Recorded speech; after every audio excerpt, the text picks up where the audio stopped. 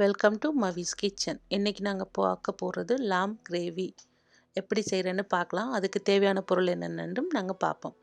1 kilo lamp எடுத்துருக்கிறேன். அதில் 1/2 spoon மஞ்சள் தூள் சேர்த்துருக்கிறேன். பெருஞ்சீரகம் ஒரு 1/2 ஸ்பூன் எடுத்துருக்கிறேன். சின்ன சீரகம் 1 ஸ்பூன், பட்டை, கிராம்பு, ஏலக்காய், காஞ்ச கருவேப்பிலை, ஒரு வெங்காயம் வெட்டி, பச்சை மிளகாயம் ஒரு பச்சை மிளகாயம் வெட்டி வச்சுருக்கிறேன். 1/2 ஸ்பூன் டேபிள் ஸ்பூனில் மிளகாத்தூள், உப்பு எடுத்து வச்சுக்கேன் தேவையான அளவு, இஞ்சி பூண்டு விழுது 1/2 ஸ்பூன் எடுத்துருக்கிறேன், தக்காளி பழம், கரம் மசாலா.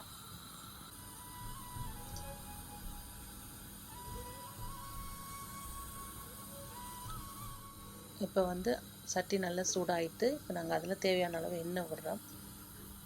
ஒரு 1/2 ஸ்பூன் எண்ணெய் விட்டால் போதும். உங்களுக்கு எண்ணெய் கூட சேர்க்காதீங்க, ஒரு அளவாக சேர்த்துக்கொள்ளுங்க. இப்போ பாருங்கள், எண்ணெய் நல்லா சூடாகிட்டுது. இந்த எண்ணெய் சூடானதும் நம்ம அந்த எடுத்து வச்சுருக்கிறது பட்டை, கிராம்பு, ஏலக்காய், இந்த ஐட்டம் எல்லாம் அதோட சேர்க்குறோம். கொஞ்சம் பொரியட்டுக்கும் எண்ணெயில் நல்லா.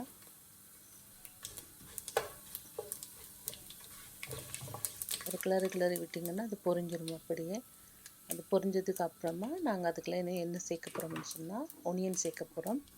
ஒனியனும் வெட்டி வச்ச பச்சை மிளகாயும் சேர்க்க போகிறோம்.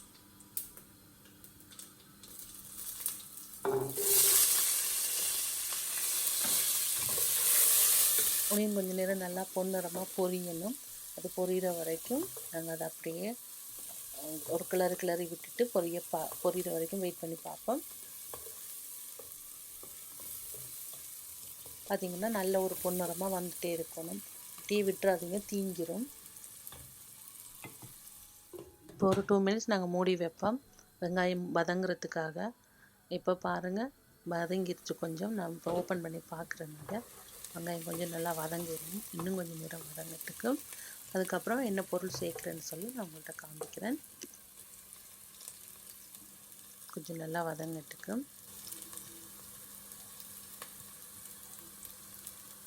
வெங்காயம் நல்லா வதங்கினா தான் கறி அந்த டேஸ்ட்டு ஃப்ளேவர் நல்ல வாசனையாக இருக்கும். நல்லா வெங்காயத்தை நல்லா வதங்க விட்டுருக்குறேன். இப்போ வெங்காயம் நல்லா வதங்கிருச்சு. இந்த ஸ்டேஜில் நான் இஞ்சி பூண்டு விழுது சேர்க்கிறேன். இஞ்சி பூண்டு விழுது 1.5 டேபிள் ஸ்பூன் எடுத்து வச்சுருக்கிறேன். அதை சேர்க்குறேன். அது கூட இஞ்சி பூண்டு வாசனை போகிற வரைக்கும் கொஞ்சம் வதக்கி விடுங்க.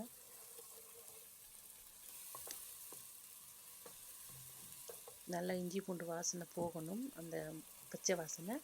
அது போனதுக்கப்புறமா நாங்கள் தக்காளி பழத்தை அதோட சேர்க்கணும். தக்காளி பழம் சேர்க்கும்போது நான் மறுபடியும் உங்களுக்கு சொல்கிறேன்.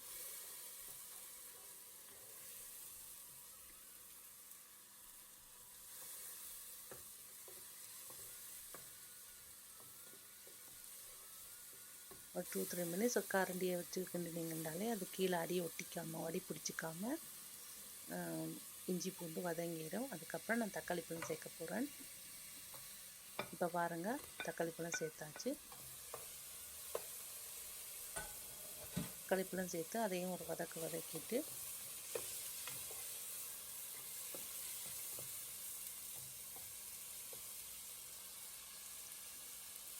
இப்போ ஒரு 5 மினிட்ஸ் இந்த தக்காளி பழத்தை நாங்கள் வேக விடலாம்.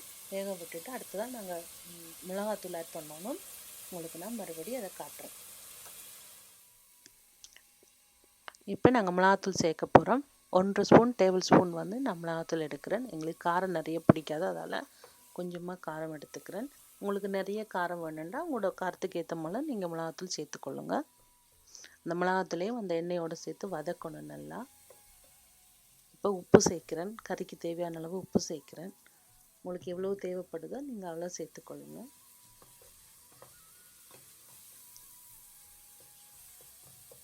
உப்பு போட்டு நல்லா கிளறிட்டு இப்போ இது கொஞ்சம் நேரத்துக்கு பிறகு நான் லாம்பை சேர்க்க போகிறேன். அது கூட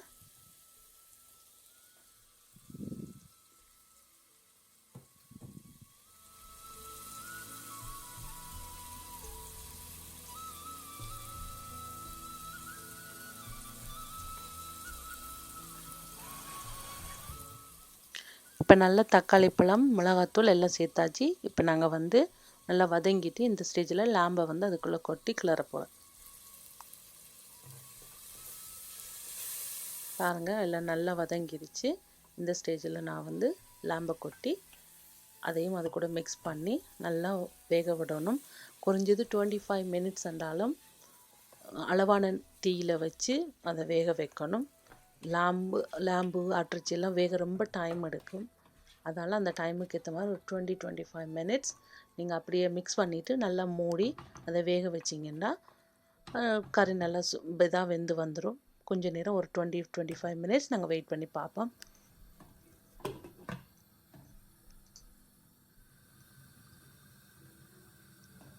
இப்போ 25 மினிட்ஸ் ஆகிட்டுது. நான் அதை நல்லா இதில் வச்சு பாருங்கள், கறியெல்லாம் ஓரளவு நல்ல முக்கால்வாசி இறைச்சி பதத்துக்கு வெந்துருச்சு. பார்க்குறதுக்கு ஒரு நல்ல அழகாக இருக்குது பாருங்கள். இப்போ இது இன்னும் இறைச்சி கொஞ்சம் வேக இருக்குது.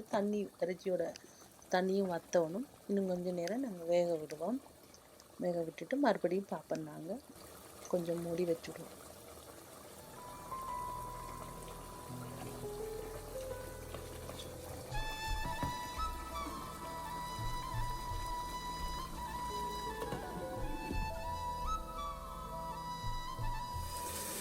இப்போ படியாக மூடி வச்சு திருப்பி மறுபடியும் பார்க்குறோம். பாருங்கள், 25 மினிட்ஸுக்கு மேலே கறி வெந்து நல்லா தண்ணியெல்லாம் வற்றி நல்ல ஒரு எண்ணெய் படந்து வர்ற அளவுக்கு வந்துருச்சு. இந்த ஸ்டேஜில் நான் கரம் மசாலா ஆட் பண்ண போவேன்.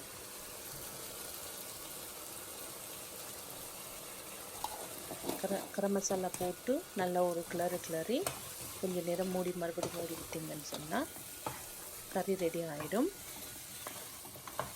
கரம் மசாலா போட்டது நல்லா இன்னும் கொஞ்சம் எண்ணெய் படந்து கறி பார்க்குறதுக்கு ஒரு அழகாக நல்லா டேஸ்டியாக வாசனையாக இருக்கும்.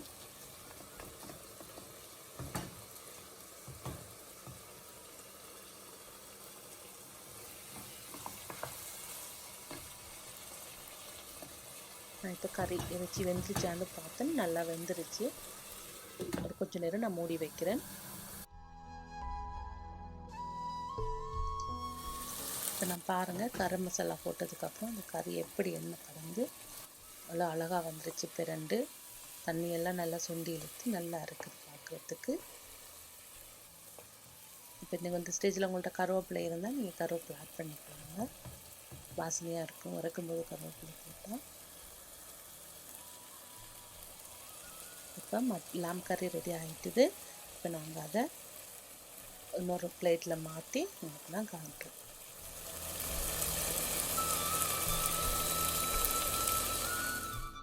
பார்த்தீங்கன்னா இப்போ லாம் கறி ரெடி ஆகிடுச்சு. இதை ரைஸ் கூட வச்சு சாப்பிடலாம், இல்லை சப்பாத்தி இருந்தால் சப்பாத்தியோடையும் வச்சு சாப்பிடலாம்.